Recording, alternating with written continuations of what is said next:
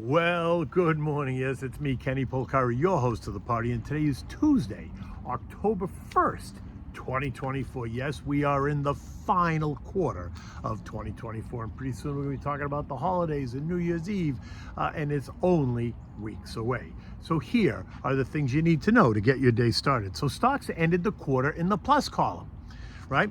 Bonds are flat year to date, but they did have a tremendous rally this last quarter. Earnings, well, they start next week in earnest on October 11th, and the presidential election is now entering the final phase and push. Tonight we got the VP debate on CBS at 9 p.m. Oil is down, the VIX is up, and gold is steady. And what do we have for dinner tonight? We're going to have the roast sirloin, but we'll get to that in a moment. So strike up the band. Stocks rally small into the end of the third quarter in the final minutes of trading. This even after JJ appeared to walk back his arguments on the pace and size of rate cuts from the latest FOMC meeting, which was on the 18th of September. At a conference in Nashville, JJ said that the Fed will lower interest rates over time and that he is in no hurry to make further interest rate cuts, which is a bit more hawkish versus what he told us then. Now, Nikki T of the Wall Street Journal fame follows that up with a piece on page A2 of today's Wall Street Journal. Powell says the Fed sees no reason to rush to cut rates, is the headline. Essentially, while JJ said that he's going to continue to reduce rates, he's just not sure that it has to be as aggressive as it was in September. He went on to say that the overall economy is in solid shape and we intend to use our tools to keep it that way. That being said, while he did say that economic activity remains healthy, rates were not on a preset path, once again opening the door to a bonus-sized cut if the job market shows greater deterioration. In the end, his speech suggested that we can expect two 25 basis point cuts at each one 25 basis point cut at each of the next two meetings, bringing the total move to a full percentage point cut by the end of the year. Now, don't forget, we're going to get 2 more months of employment data, right? The NFP report this Friday and then another one on November 1st to consider, while we also get 1 more month worth of inflation data. We're going to get the CPI on the 10th, the PPI on the 11th, and then the PCE report on the 31st of October. And since the pace of inflation has fallen, yet prices are not falling, the Fed is now focused on the jobs market data. Recall yesterday I noted that Friday's NFP report is expected to show 150,000 new jobs gained in September, but the whisper number is actually much lower, somewhere in the 100,000 range. And if that happens, then we can expect JJ to change his tune rather quickly. I'm just saying. Unemployment is expected to remain at 4.2%, but again, any uptick in that data point is certainly going to cause the conversation to turn around as well. Now, here's a strike update. Overnight at 12:01 a.m. this morning, the dock workers along the east and southern coast walked out as contract talks failed. The strike is going to halt all container cargo and auto shipments, energy and bulk cargo. So bulk cargo is like grains, mineral, and ore. That's all dry cargo. And oil, chemicals, and liquefied gases are all wet or liquid cargo, are not affected. Every day, though, that they are not working is a $5 billion hit to the U.S. economy. A 5-day strike will affect trade through the middle of November. A longer strike is just going to hurt for that much longer, and that's going to ripple through everything and cause turmoil ahead of the presidential election. In the end, the longshoremen want higher wages, 50% higher, because the Biden-Harris economy is killing them. They can't keep up. They can't pay their bills. They can't afford to live. In addition, they want a complete rollback of the language around automation as well. Union leader Harry Daggett made it very clear, saying, and I quote, "We are prepared to fight as long as necessary to stay out on strike for whatever period of time it takes." And he's not kidding. So let's just see what JJ says next week if the strike continues. Now, in any event, it's been a great year so far, right? At the end of the day, the Dow gained 17 points, rising 8% for the quarter. The S&P up 24 points, up 5.5% for the quarter. The NASDAQ gained 70 points, or 2.3% this quarter. The Russell up 5 points, or 9.9% for the quarter. The transport's up 108 points and 5.5% on the quarter, while the equal-weighted S&P added 10 points or nearly 9% on the quarter. As of this morning, year-to-date performances for the index: the Dow is up 12.3%, the S&P's up 20.8%, the Nasdaq up 21.1%, the Russell's up 10%, the transport's up 2.5%, and the equal-weighted S&P is ahead by 13.5%. It's not so bad.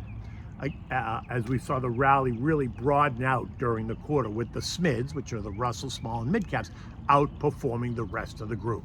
According to the Bloomberg Group rank ratings, here is how the 11 sectors of the S&P performed through the third quarter. So tech is up 29.6%, communications up 27.8%, utilities up 27.5%, financials up 20%, industrials up 19%, consumer staples up 16.5%, discretionary up 13%, healthcare is up 13%, basic materials up 12.6%, real estate's up 11.5%, and energy is up 5.7%.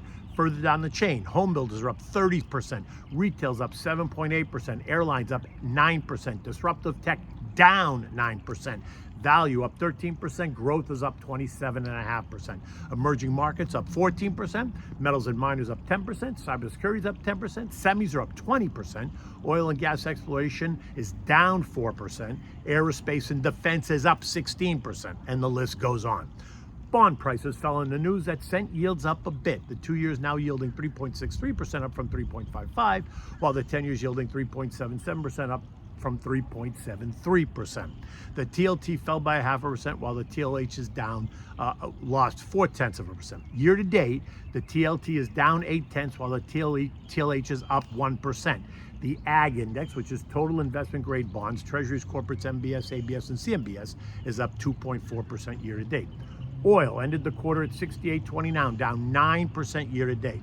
By now you know the deal: a weakening China story, a weakening U.S. economy story, an oversupply of oil, all outweighing the potential of supply disruptions in the Mideast as the conflict enters another phase. October 7th marks 1 year since Hamas began this fight, and now Israel is defending itself on both the north and southern borders. Oil is below all three trend lines and is about to test the September lows of 65.10. This morning, oil is down at $1.50 or 2.2% at 66.68 as the Saudis prepare to increase output and cut prices to punish all of the producers that won't play by their rules. And trust me, the Saudis make money if oil is anywhere above $12 a barrel. Capiche? A failure to hold the 65 level on oil could see us test the 2023 lows of 64. And if that doesn't hold, 50 is the next stop. Now, it is dramatic, but it is what the charts tell us. Now, gold continues to digest JJ's latest comments. Yesterday, it fell by $11 to end the day at $26.56 as traders decided to lock in those profits that we discussed after JJ revised his outlook, right? The dollar index also rose on those comments, putting pressure on gold. Swaps traders are now pricing in a 35% chance only of a 50 basis point rate cut, down from 53% last week. Remember what I said. Do not be surprised to see the trader types take money off the table. Gold has had an incredible move, up 22% year to date through the end of the quarter. This morning it's up $8 at 26.67 as the fight continues. We're stuck in that 2,600, 2,700 trading range, and my guess is the path of least resistance is to the downside if it gets ugly. The VIX, the fear index, remains between the trend lines. 15 is the support level, by 1830 is resistance. This morning it's up 10 cents at 16.83, just 8% away from the trendline resistance. Yesterday we tested as high as 1780, so stay awake because I can feel something is building. Again, if we break up and through resistance, then we could see us test a September high of 23.75, a 30% move up from there, and that's going to cause stocks to trade lower. This morning, U.S. futures are all lower. Isn't that interesting? Dow down 110, the S&P's down 8. The Nasdaq is teasing us, though. It's up 10 points, while the Russell is down 5 points. Eco data today includes S&P and ISM manufacturing PMIs, and both are expected to be weak, remaining in contractionary territory, where they have been for months now. We're also going to get the JOLTS, the job openings report, which is expected to be unchanged. European markets are mixed. The UK and German markets are up about 0.3%, while France, Spain, and Italy are all just a bit lower. Nothing big, but they are lower. Inflation across the Eurozone slipped below 2%, coming in at 1.8%. It seals it. This seals it with a kiss from ECB President Christine Lagarde.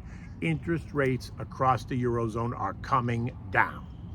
The S&P closed yesterday at 57.62, up 25 points. We are now in a new quarter, so all of the window dressing is done. The focus now becomes earnings season and any revisions before the company's report, right? The banks kick it off starting on October 11th with reports of JP Morgan, Citibank, Morgan Stanley, Bank of America, Wells Fargo, etc. Tonight at 9 p.m. is the VP debate hosted by CBS. Norah O'Donnell, an Emmy Award-winning journalist and 60 Minutes correspondent, and the CBS Evening News anchor, and Margaret Brennan, Chief Foreign Affairs correspondent and anchor of Face the Nation, are the moderators. I have had the pleasure of being interviewed by Margaret Brennan many times when she was at Bloomberg in New York City. I've not had the pleasure of interviewing, though, with Norah. She, like Norah, are consummate professionals, so I have high hopes for an informative yet challenging debate. Now, I still expect to see a pullback, somewhere between 5 and 10%. I could be wrong, but it's just what I'm expecting over the next couple of weeks as we move into the end of the month. In the end, it's going to be what it will be, right? Just don't let your emotions get the best of you during this chaotic and confusing time, right? Stay focused, right? Because that's what you need to do. Eliminate the noise as a long-term investor. Building a strong, well-diversified portfolio, as I keep telling you, takes time and commitment, right? Slow and steady wins the race. Okay, so what are we having for dinner tonight now?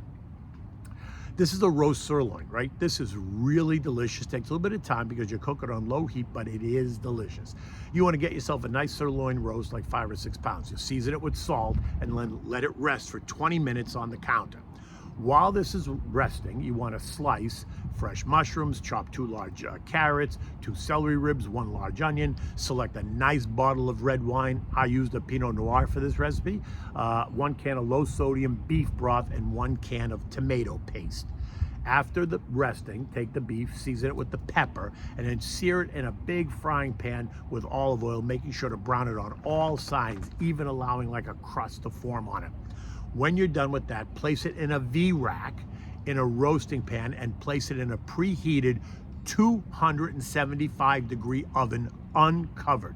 Allow this to cook for 2.5 to 3 hours, or when the thermometer says it's ready, right? But it's usually about that long. After putting the roast in the oven, you're going to go back to the frying pan. You're going to add all the chopped veggies to the oil and you'll saute them until they're tender, 8 to 10 minutes. You're going to add the tomato paste and mix. You're going to add a half a bottle of the red wine. Maybe it's a 1/4 a bottle of red wine, and stir. Bring it to a boil. Let the alcohol burn off a bit, maybe 3 or 4 minutes. Now add the beef broth and simmer, stirring occasionally. Do not let it dry out. If necessary, you can always add a bit more of the broth. After about 30 minutes, taste to make sure you like it. If so, puree half this mixture and return it to the saute pan. Turn off the heat. When the beef is ready, take it out of the oven, let it rest for 10 minutes. Cover it in foil, right? Reheat the sauce, slice the roast, and arrange the sliced pieces on a plate and top it with the sauce. You could try a nice Malbec with this dinner if you want, or you could use the Pinot Noir that you used to cook. Now listen, you can buy this wine from woodencork.com. Right, you can go online and buy it, woodencork.com. And if you do, use the code WakeUpKenny, all one word, to get a 10% discount. In any event, it is an absolutely spectacular day here in South Florida. Look at that sky behind me. You can see the sun is starting to come up, and it's casting a shadow on me as I make this video. In any event, until tomorrow, take good care.